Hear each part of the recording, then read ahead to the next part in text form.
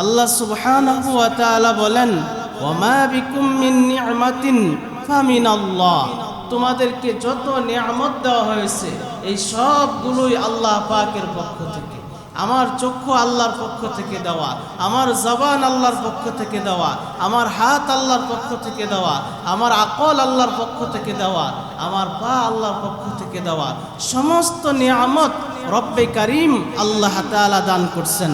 এই জন্য আল্লাহ তাআলা বলছেন, ওয়া ইন তাউদ্দু নি'মাতাল্লাহি লা তুহসুহা। আল্লাহ বলেন, বান্দা তুমি যদি আমার এই নিয়ামতগুলো গণনা করো তাহলে তুমি আমার এই নিয়ামতগুলোকে গণনা করে শেষ করতে পারবে। এই যে আল্লাহ তাআলা দুইটা চক্ষু দান করছেন, আপনাকে আমাকে যদি উহুদ পাহাড় পরিমাণ স্বর্ণ দেওয়া হয় আর যদি বলা হয় যে তোমার চক্ষু দুইটা দিয়ে দাও, দিবেন? এই যে আল্লাহ তাআলা আপনাকে আমাকে কথা বলার জন্য জিহ্বা দিয়েছেন, আর যদি কেউ বলে যে তোমাকে হীরা মণিমুক্তা দেওয়া হবে, তোমাকে বড় বড় অট্টালিকা দেওয়া হবে, তাহলে কি আপনার জবান দিয়ে দিবেন? আল্লাহ সুবহানাহু ওয়া তাআলা বান্দাকে অসংখ্য নিয়ামত দান করছেন। এই যে সুস্থতা, এটা কত বড় নিয়ামত, এটা আমাদের বুঝে আসতেছে। হাদিসে পাকে এসেছে, রাসূল করিম সাল্লাল্লাহু আলাইহি ওয়াসাল্লাম বলেন, নি'মাতান মাকবুনুন কাসীরুম মিনান নাস, যে দুইটা নিয়ামত এরকম রয়েছে যেই দুইটা নিয়ামত সম্পর্কে অধিকাংশ মানুষ গাফেল। আসিহাতু ওয়াল ফারাগা, একটা হলো সুস্থতা আর একটা হলো অবসর সময়। এই সুস্থতা কত বড় নিয়ামত, আপনি হাসপাতালে যান তাহলে এটা উপলব্ধি করতে পারেন। এই আজাদি জিন্দিগি, এটা কত বড় নিয়ামত। জিন্দান খানায় যে বন্দী হয়েছে সে বুঝে যে আজাদির কত বড় দাম, এটা কত বড় নিয়ামত। কবরস্থানে যান, যেই মানুষগুলো কবরে শুয়ে আছে, এই হায়াতের কত মূল্য সেখানে যাওয়ার পর বুঝে আসবে। এখন এটা বুঝে আসবে না যে আল্লাহ সুবহানাহু ওয়া তাআলা নিরাপদ দেশে আল্লাহ তাআলা অবস্থান করার আল্লাহ তৌফিক দান করছেন, স্বাধীন দেশে অবস্থান করতেছেন, এটা আল্লাহ তাআলার পক্ষ থেকে নিয়ামত। আল্লাহ তাআলা আপনার জন্য সুস্বাদু খাবারের ব্যবস্থা করলেন, সুপ্রিয় পানির ব্যবস্থা করলেন, আল্লাহ তাআলা আপনার জন্য বাসস্থানের ব্যবস্থা করলেন, আল্লাহ তাআলা আপনাকে বাতাস দিলেন, পানি দিলেন। এই সবগুলো রব্বে কারীম আল্লাহর পক্ষ থেকে নিয়ামত। হাযা মিন ফাদলিল্লাহ, এই সব কিছু মহান মালিকের পক্ষ থেকে নিয়ামত। আমরা আল্লাহর পক্ষ থেকে দেওয়া এই নিয়ামতগুলো ভক্ষণ করতে করতে আমাদের দাঁতগুলো ক্ষয় হয়ে যায়, কিন্তু জবান দিয়ে আলহামদুলিল্লাহ শব্দ বের হয়। আলহামদুলিল্লাহ শব্দ বের হয় না। আল্লাহ সুবহানাহু ওয়া তাআলা বলেন, ওয়াসবাগা আলাইকুম নি'মাহু যাহিরাতাও ওয়া বাতিনা, যে আল্লাহ সুবহানাহু ওয়া তাআলা তোমাদেরকে প্রকাশ্য নিয়ামত দান করছেন, তোমাদেরকে অপ্রকাশ্য নিয়ামত দান করছেন। যে কিছু নিয়ামত আছে যেগুলো দেখা যায়, কিছু নিয়ামত আছে যেগুলো দেখা যায় না। আল্লাহ সুবহানাহু ওয়া তাআলা দুইটা চক্ষু দান করছেন। এই জন্য আল্লাহ তাআলা ইনসানকে ডেকে বলছেন, ইয়া আইয়ুহাল ইনসানু মা গাররাকা বিরাব্বিকাল কারীম, যে হে মানুষ, তোমার সম্মানিত রব সম্পর্কে, তোমার কারীম রব সম্পর্কে কোন বস্তু তোমাকে গাফেল করলো, কোন বস্তু তোমাকে উদাসীন করলো, সেই মালিককে তুমি কেমনে ভুলে গেলা? এই সব কিছুই তো তোমার মালিকের দান। আল্লাহ সুবহানাহু ওয়া তাআলা জিহ্বা দান করলেন, ঠোঁট দান করলেন, হাত দান করলেন, পা দান করলেন। যদি আল্লাহ রব্বুল আলামিন আপনাকে আমাকে জবান দান না করতেন তাহলে আপনি আমি হতাম বোবা।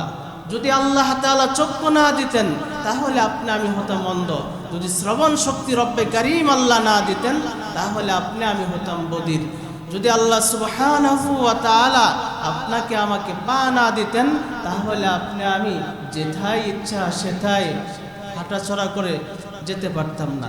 এই সব কিছুই রব্বে কারীম আল্লাহ তাআলার পক্ষ থেকে দেওয়া নিয়ামত। এই জন্য আল্লাহ তাআলা বলছেন, ওয়া ইন তাউদ্দু নি'মাতাল্লাহি লা তুহসুহা।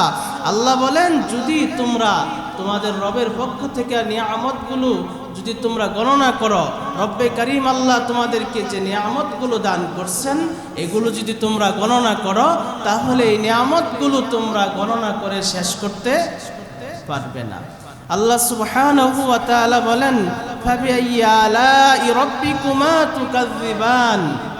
আল্লাহ তাআলা বলেন হে জিন ও মানব জাতি, তোমরা তোমাদের রবের কোন কোন নিয়ামতকে তোমরা অস্বীকার করছো? যে কোনো নিয়ামত অস্বীকার করার মতন আছে? এগুলো আমরা সহজ মনে করতেছি। যখন চক্ষু হারিয়ে ফেলবেন, দৃষ্টিশক্তি হারিয়ে ফেলবেন, তখন বুঝবেন যে এই চক্ষু কত বড় নিয়ামত ছিল। যখন দাঁতগুলো হারিয়ে ফেলবেন তখন বুঝবেন যে এই দাঁতের মূল্য কত ছিল। যখন পায়ের শক্তি ফুরিয়ে যাবে তখন বুঝে আসবে যে পাগুলো আল্লাহর পক্ষ থেকে দেওয়া কত বড় নিয়ামত ছিল। এই জন্য আল্লাহ সুবহানাহু ওয়া তাআলা বলছেন ওয়াফি আনফুসিকুম আফালা তুবসিরুন। আল্লাহ তাআলা বলেন আমি তোমাদের মধ্যেই আমি আল্লাহর নিদর্শন রেখেছি, তোমরা কি দেখো না? আফালা তুবসিরুন, যে আমার মধ্যে আল্লাহ তাআলা কোটি কোটি টাকার সম্পদ আল্লাহ তাআলা দান করছেন, কিন্তু আমি হা হুতাশ করি। আল্লাহ আমাকে গাড়ি দিলেন না, বাড়ি দিলেন না, অমুক দিলেন না, তমুক দিলেন না, কিন্তু যা আল্লাহ আমাকে দিয়েছেন তার জন্য আমি শুকরিয়া আদায় করি না। যেটা আল্লাহ আমাকে দিয়েছেন তার জন্য শুকরিয়া আদায় করি না। যা পেয়েছি তার জন্য আল্লাহ তাআলার কাছে শুকর আদায় করা।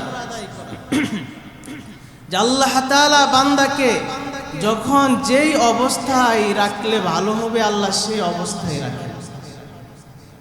আল্লাহ তাআলাই ভালো জানেন বান্দার জন্য কখন কল্যাণকর, কোন অবস্থায় তার জন্য সবচেয়ে উত্তম। এই জন্য আল্লাহ সুবহানাহু ওয়া তাআলা বলছেন ইয়ারিফুনা নি'মাতাল্লাহ সুম্মা ইনকিরুনাহা, যে তারা আল্লাহ তাআলার নিয়ামতগুলো চিনে জানে বুঝে কিন্তু অস্বীকার করে, অর্থাৎ নিয়ামতের শুকর আদায় করে না। সেরকম ভাবে হা হুতাশ করতে থাকে, পেরেশানির মধ্যে জিন্দেগি কাটায়।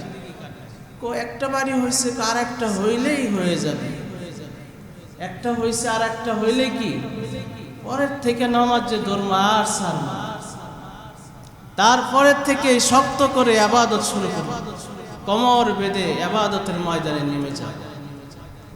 মুহতারাম হাজিরিন, যা অতীত হয়ে গিয়েছে তা নিয়ে চিন্তা করার কোনো সুযোগ নেই। আমরা অতীত নিয়ে চিন্তা করি যে এটা আমার হাতছাড়া হয়ে গেল, ওটা আমার হাতছাড়া হয়ে গেল, এটা পেলাম না, ওটা পেলাম না, ওটা চলে গেল, এগুলো নিয়ে আমরা চিন্তা করি, অযথা সময় নষ্ট করা। যে অতীত নিয়ে চিন্তা করাটা কেমন?